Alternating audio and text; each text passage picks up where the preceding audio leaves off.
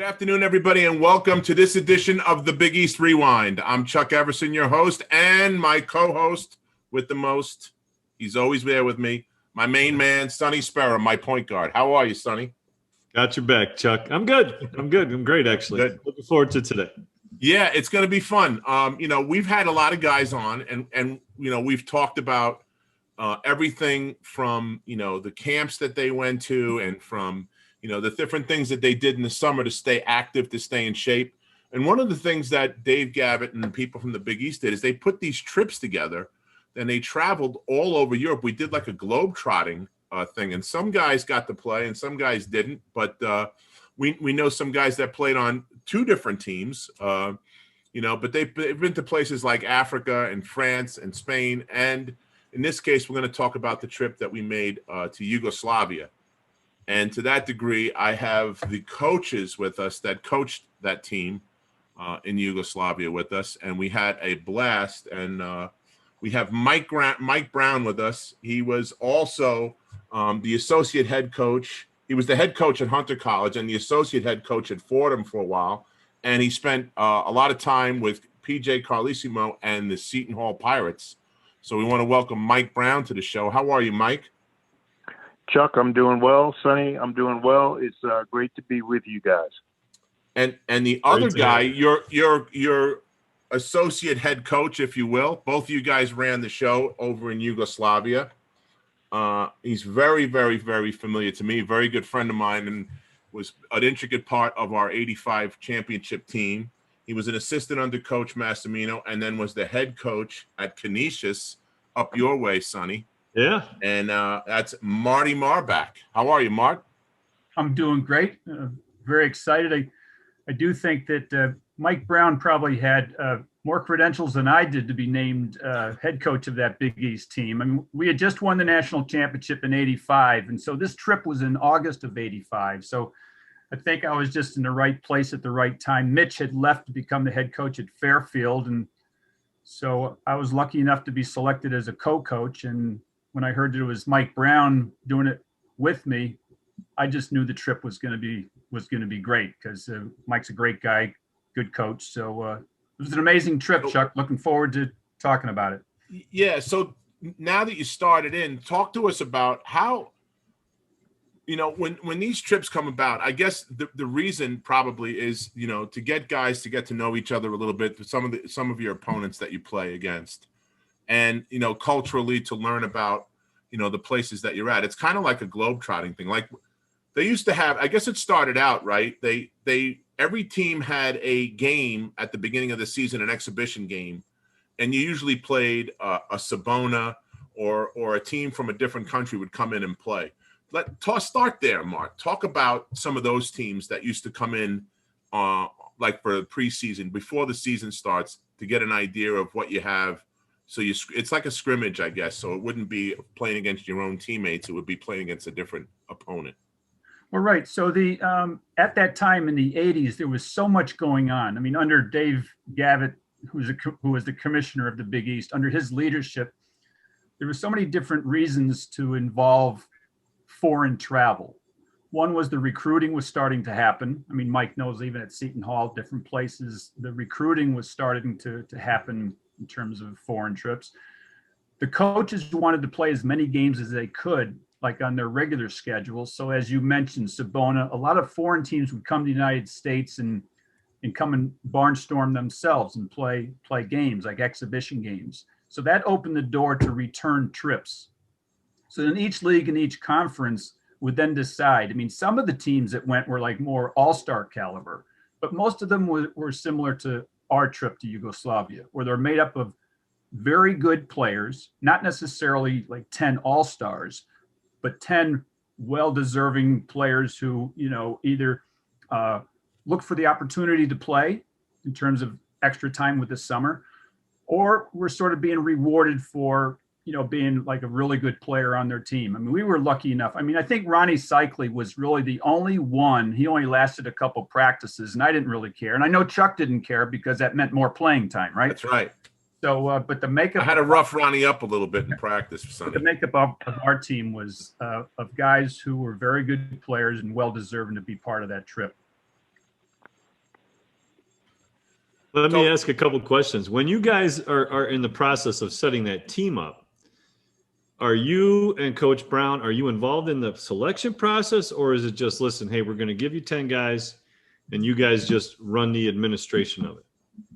Go ahead, Mike. That's a good question. And Coach Gavitt, along with the rest of the Big East coaches, selected who was going to travel and who was going to coach. I think at the annual Big East coaches meetings in the springtime, this was something that was always part of the agenda. Who was going to travel, who was going where, whether it was a particular school or, in this case, two members of each team or whatever the makeup was, and who was going to coach. And I think, correct me if I'm wrong, Marty, you and I were the first assistants that were given the opportunity to coach the team.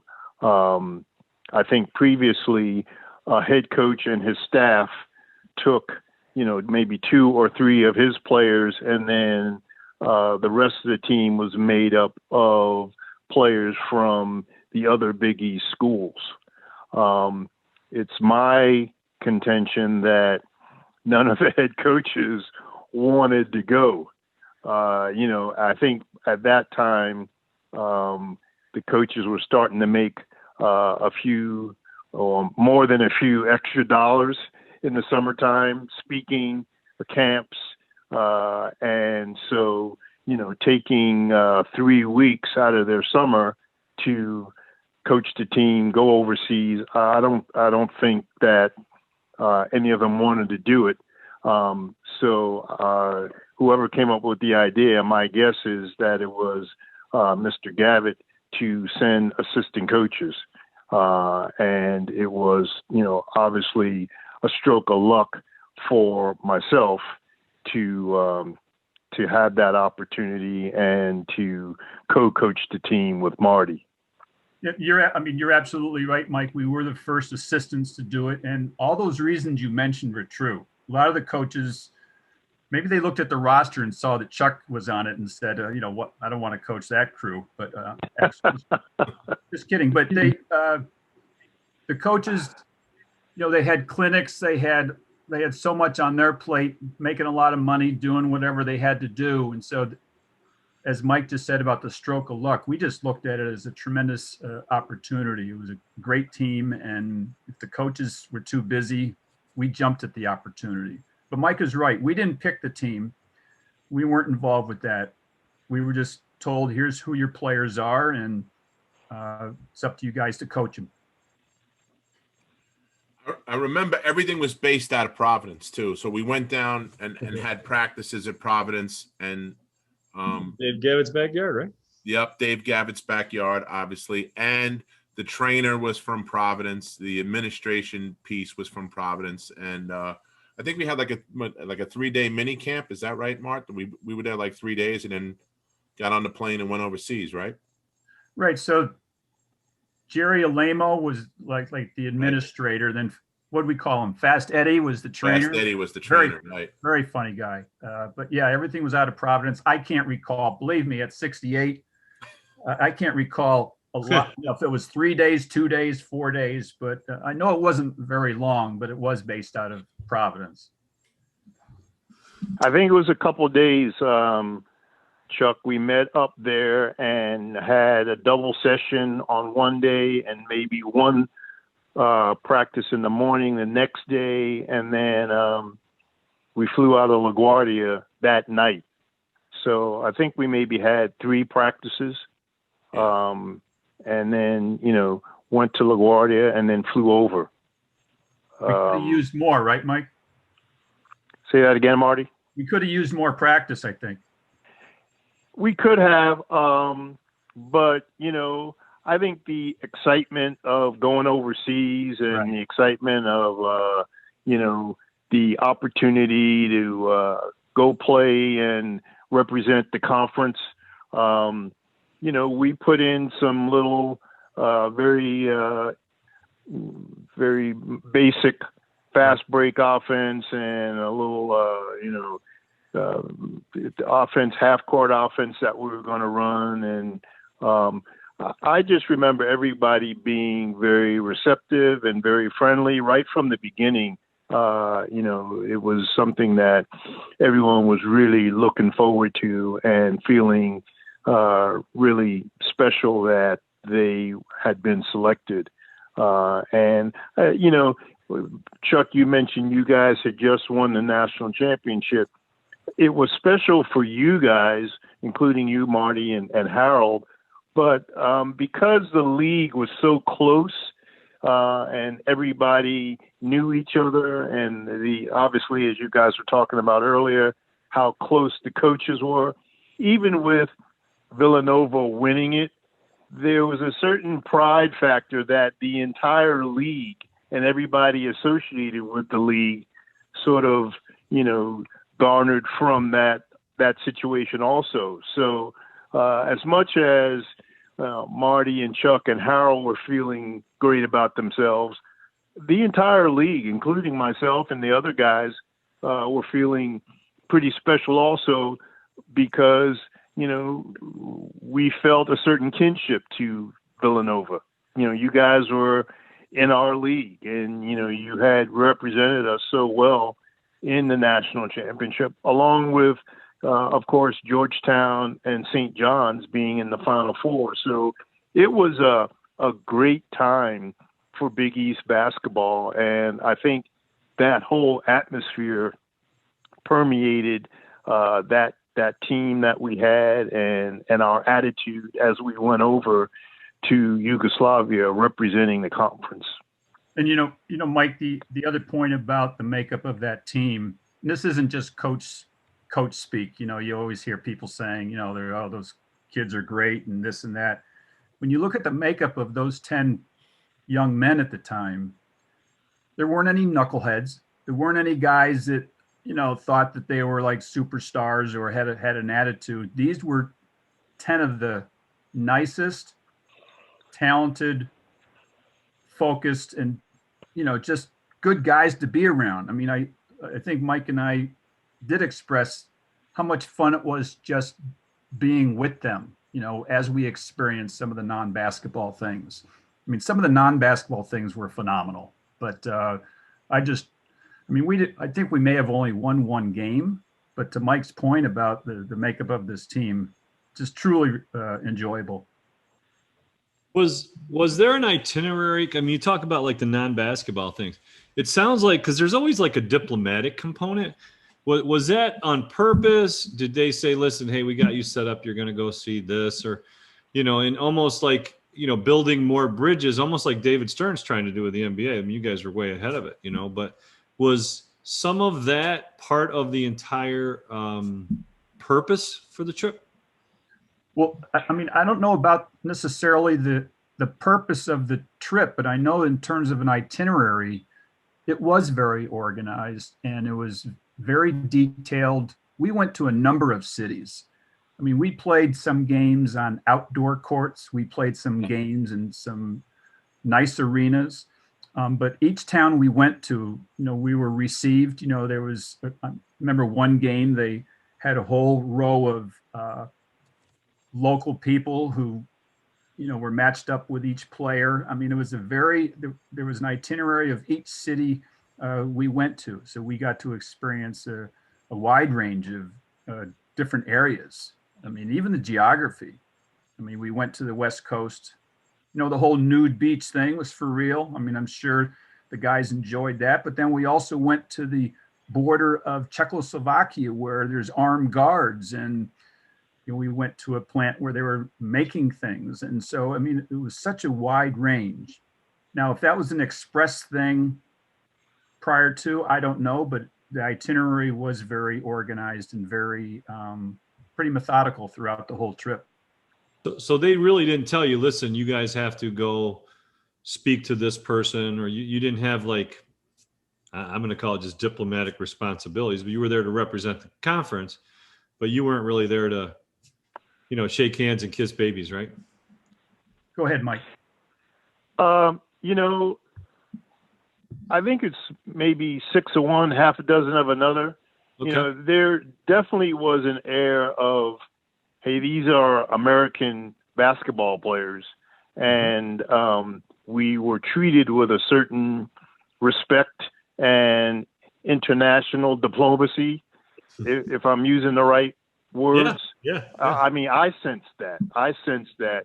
Whoa, you know, they are treating us like, I don't want to say it was an Olympic type experience, because I've never been involved in the Olympics.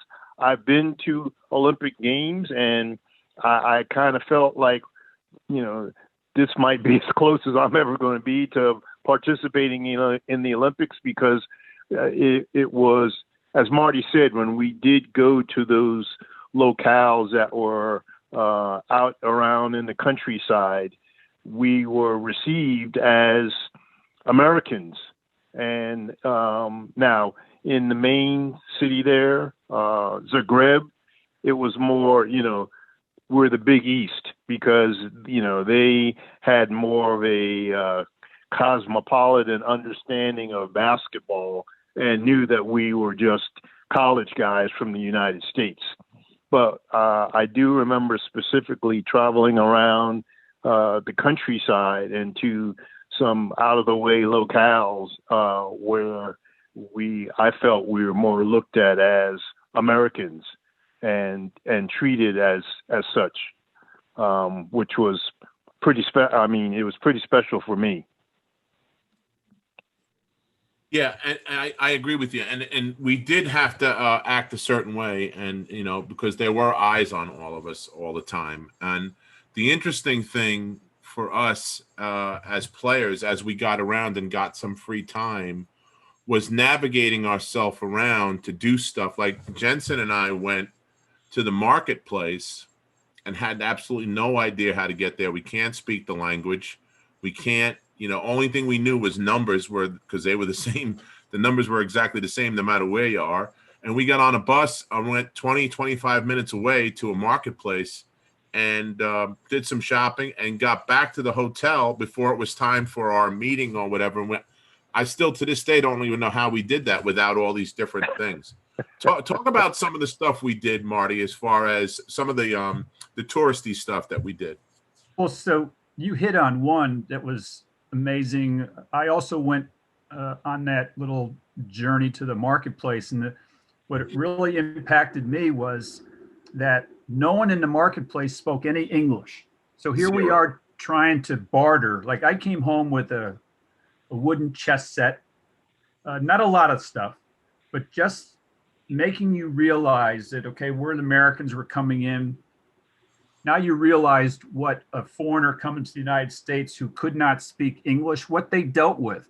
So for us to be in the marketplace and trying to communicate with the local people, trying to just communicate, right? I mean, that was amazing. And then, I mean, some of the other trips, I mean, you know, I alluded to I think it was Novi, I want to say Novi something. It was the west coast of Yugoslavia with the ocean and the beaches. That was amazing. And then, and as Mike mentioned about Zagreb, I mean, we were at a 5-star hotel, definitely a different feel being in, that was one of the biggest cities in Yugoslavia, the other part.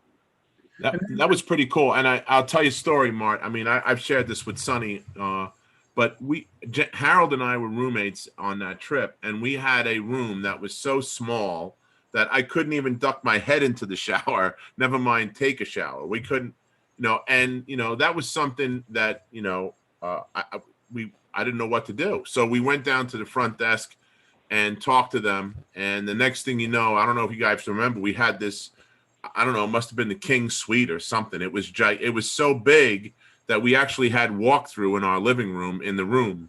And we were teasing the guys on the team that, well, you know, that's what happens when you win the whole thing. They give you a better room. But really, I couldn't fit in the shower. So they gave us a whole different room, and we had walkthrough in the room.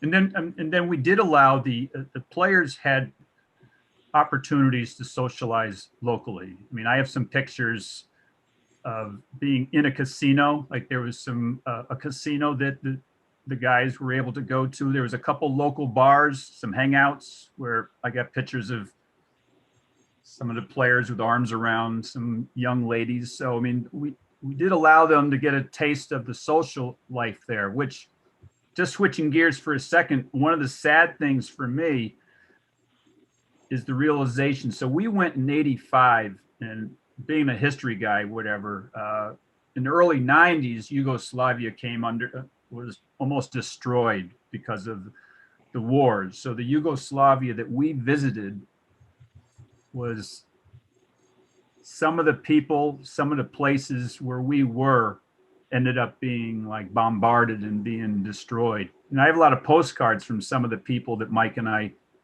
left. And there are times when I wonder, are these people alive and what these people are doing today? So Yugoslavia then and Yugoslavia now, like Yugoslavia in its name doesn't exist. It's now broken up like 7 countries. But I'm not going to go into the history.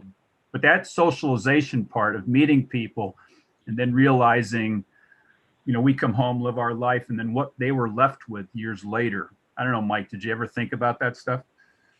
Oh, a lot, Marty, because number one, I got to know Drazen Petrovic a little bit because he was with the Nets, and we shared Brendan Byrne Arena with them. And we practiced after them once, and as he was walking off the court, I just, happened to mention to him, I went up to him, introduced myself, and mentioned to him that, I had coached a team that traveled to Yugoslavia and played against him. And, he was very gracious and pretended like he remembered, which I'm sure he was just being nice to me. With all the, thousands of games that he played. And then I subsequently saw a 30 for 30 documentary that Vlade Divac did about the war and how the war affected he and Petrovic's relationship. To the point where they weren't speaking. So that all, brought back. And when we went down to the coast, I remember that we shared the same bus with the Zagreb team. And I believe Divac was on the bus with us. So I followed his career, obviously, when he was with the Lakers and with Charlotte. But in regards to what you were saying, many times I've thought about Zagreb and Yugoslavia and the juxtaposition with Vlade and Drazen and how that affected them and the war and the people that we met there.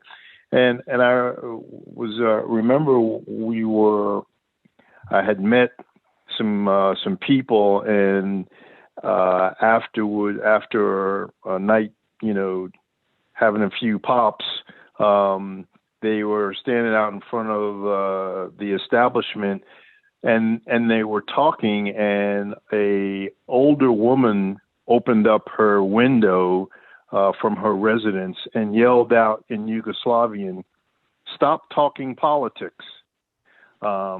So even then, when we were there in 85, I guess, the political, and I didn't notice it at all. I don't know if you did, Marty, or you did, Chuck. But I guess the political stirrings were pretty evident even then.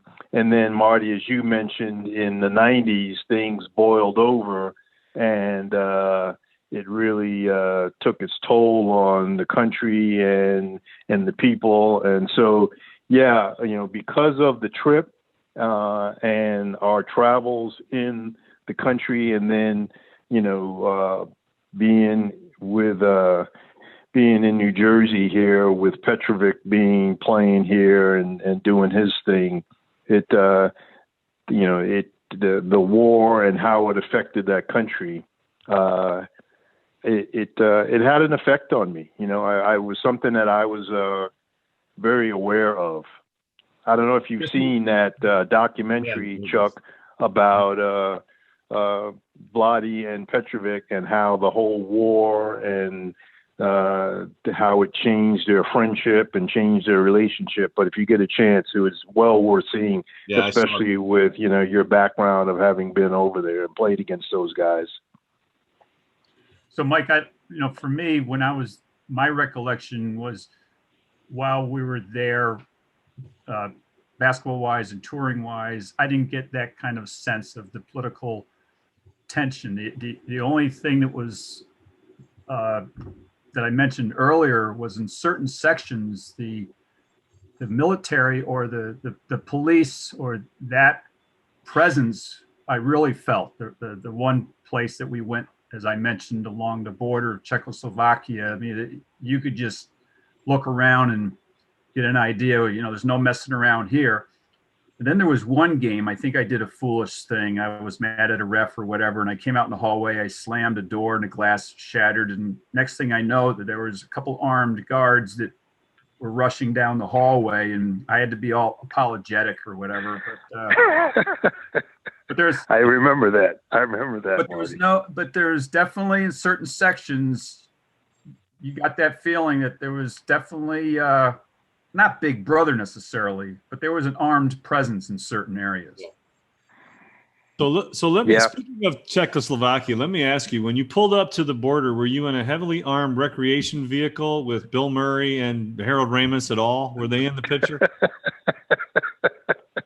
Right out of Stripes. Stripes. Oh, good. You got that reference. That's great. Don't touch my stuff. Touch my stuff and I'll kill you.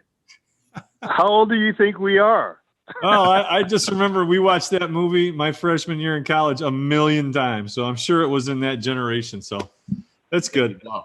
Good flick. Right down the pipe. So you brought him up, Mike. So let's talk about it, okay? Yep. Petro, we have the Big East, the defending Big East defensive player in the year, and our good friend Harold Starks is on the team. And Harold's been on the show. We had a great time doing the show with Harold. And him and I have a little bit of a disagreement on this, but he would know because he had to guard the guy more than I didn't guard him at all. But we were all doubling him whenever we could. He had one game against us where he had a ton of points and would have had a lot more if there was a 3-point line, the thing, because I've never seen a shooting exhibition the way he said. I said he had about 65 points. And Stark says, no, it was closer to 50. Like, that's a big difference in that type of game, Do you remember any of that game, guys? Go ahead, Marty. Well, all I remember is that I was going to say 40, but it was more than that. There's no doubt about that. Whatever we did wasn't very effective, but we actually had some decent, when I looked at the roster, between Ricky Burton and Harold Starks, we had some guys that we thought could defend too, but Ronnie Rowan.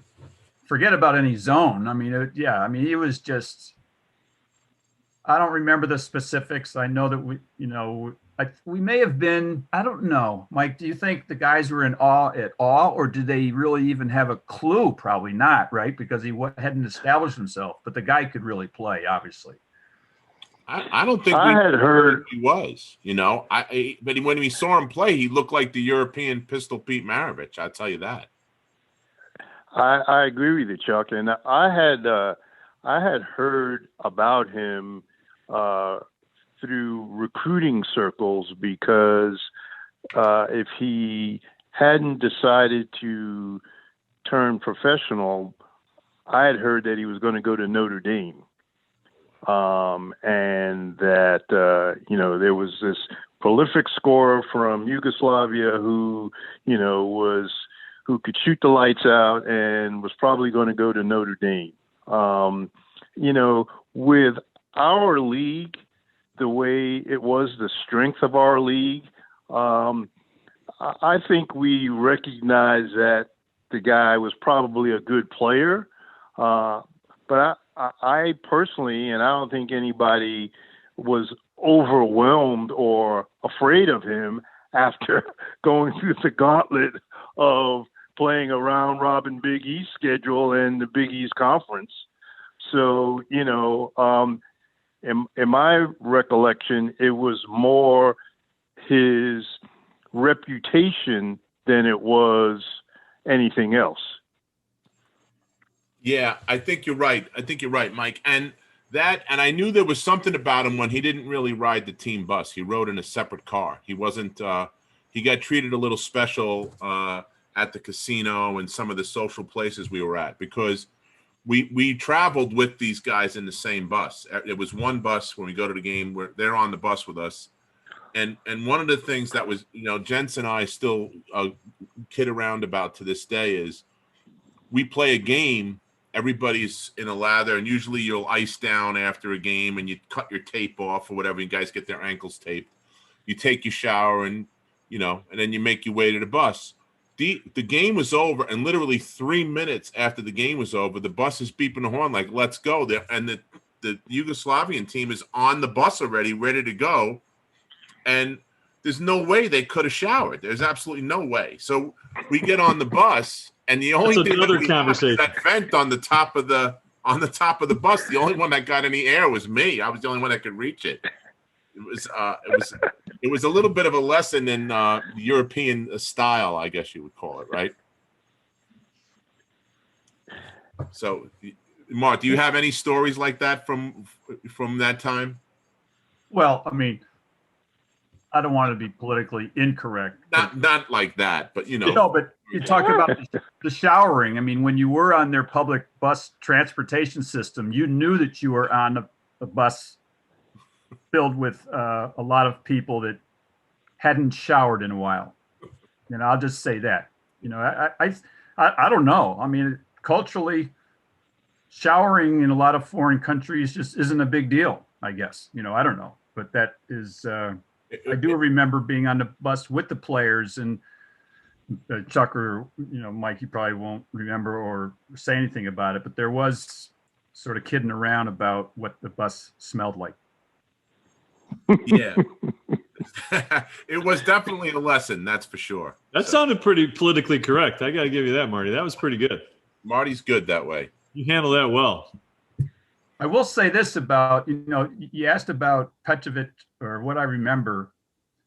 What I do recollect was it was my first sort of in-person experience of how far the foreign game had come in terms of being fundamentally sound and being able to shoot the ball and decision making. Like, they weren't the most necessarily athletic, but just the style of play. I don't know if you, Mike, if you agree or not, but just seeing up front, of course they had been playing together. That's the other thing. We were an all-star team. Like Sabona, these teams, they probably practice 8 months out of the year. So they had a fluidity in a way that they played that I think we're seeing now, like even in the NBA, the number of players that come from foreign countries that have these skills. That was the first time I think that I really paid more attention to that.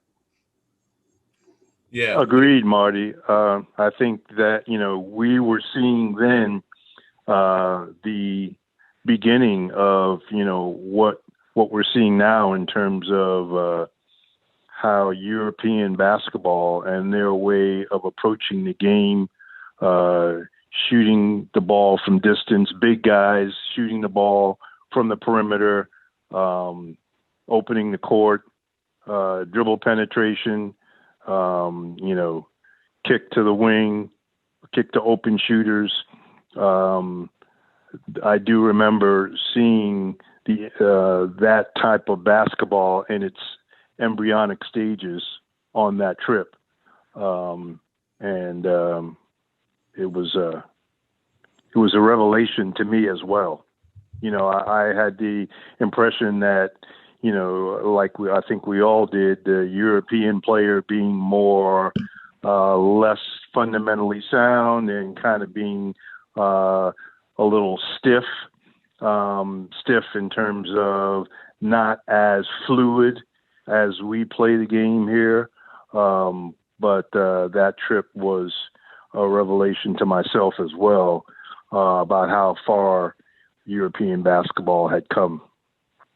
So, Mike, I've never asked you this, but in terms of, like I was an assistant, you were an assistant in the Big East. When you came back from that trip, had you had any conversations with PJ or just in general that, hey, we have to get to Europe more for recruiting, or like Villanova, we didn't really do that, and I just wondering, did that conversation ever take place within your staff? It didn't, but it probably didn't have to, because PJ was, he was already dialed into the foreign influence. And as you can well remember, Ramon Ramos was from Puerto Rico. PJ had coached in the Superior League down there. And then his association and friendship with Coach Carnesecca, led him to, have an eye on the European thing. And, a little known fact, when I worked for PJ, I lived in New York and did a reverse commute. And there were times when PJ would call me and say, hey, don't come over today. There's a ticket for you at Kennedy Airport. I want you to go to Madrid and see so-and-so and so-and-so play, and then catch the red eye back. Wow. True story. Wow. We, in answer to your question, I really didn't have to, because PJ was already dialed in. And then in '88, I believe, we took a trip to Australia, and that trip, the fruits of that trip was Andrew Gaze. Yep. So,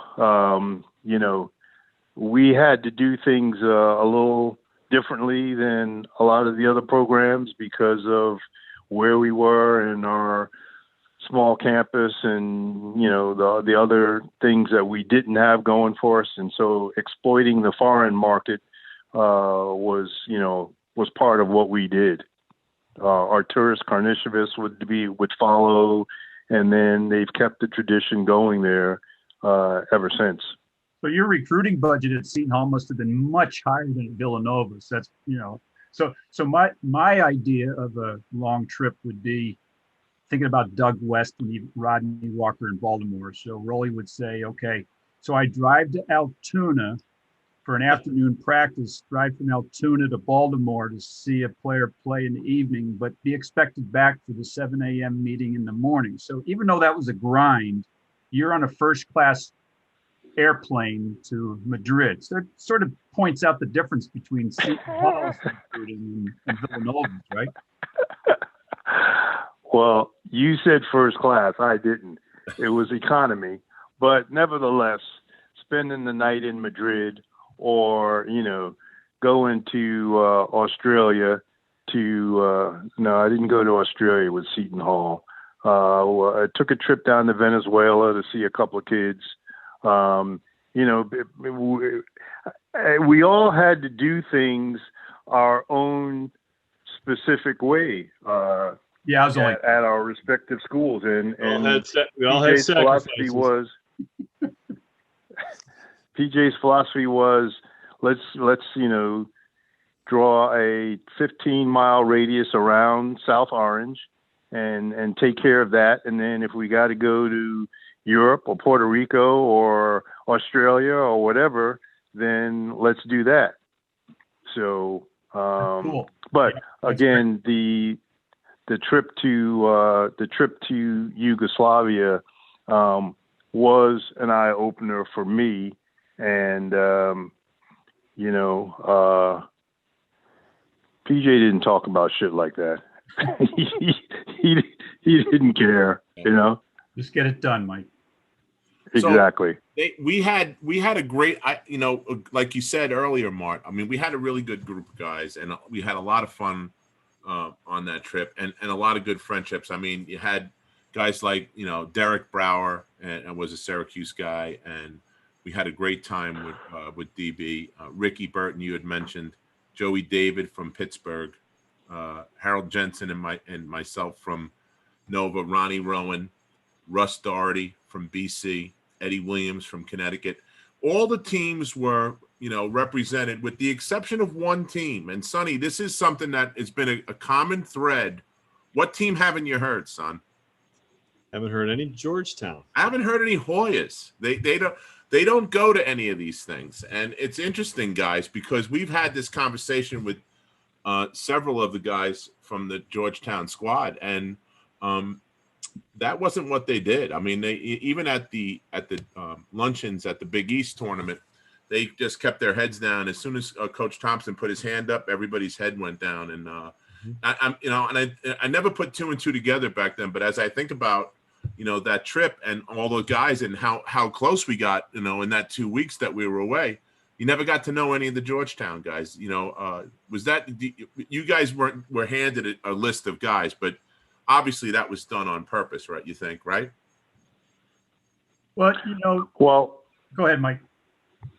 I found out years later that Coach Thompson didn't attend the Big East meetings. Okay. He had his reasons for not wanting to attend, and so he didn't. So if you try and surmise that situation, if the team was selected or if the coaches nominated their particular players for the team at the Big East meetings, which is, I think, one of the things that was on the agenda, and the decision was made.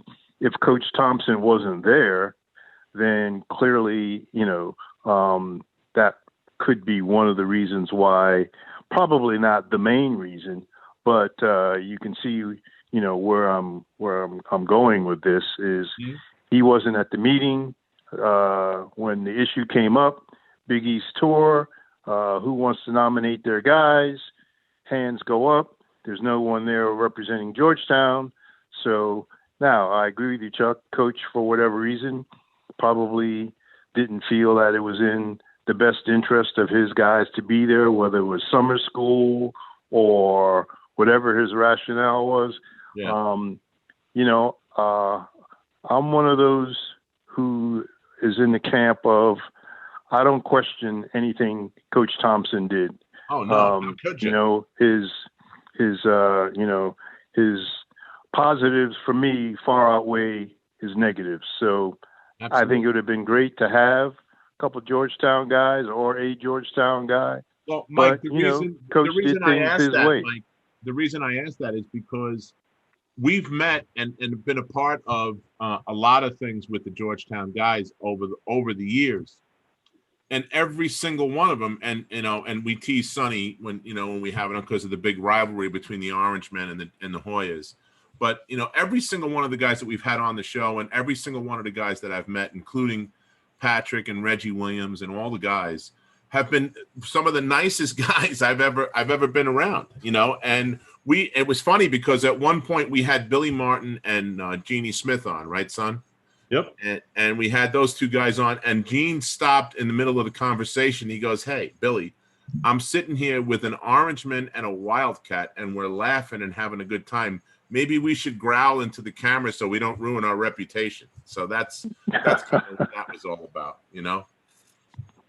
Chuck, another guy that was another player, a young man that was on that team, Steve Wright from Providence. Yeah. What I enjoyed was after the fact, following these guys as they moved on. And if you recall, so that's August of '85, Steve Wright's with us. And then Patino takes over Providence. So in '87, Steve Wright becomes a a big part of their push to get to the Final Four. So for me, that was always fun to watch the guys that Mike and I had the chance to be around for a couple weeks and to follow them and follow their successes. So, Steve Wright was a heck of a player and and a great kid as well.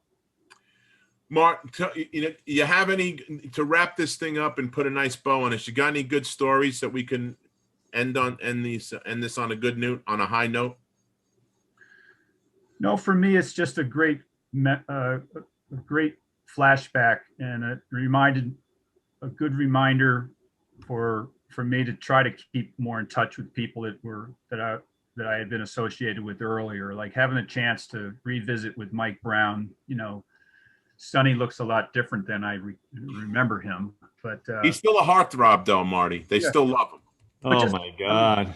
I got to get a shrine. I got to get the shrine like Chuck has. I got to get the Villanova shrine. I got to get the Syracuse shrine here.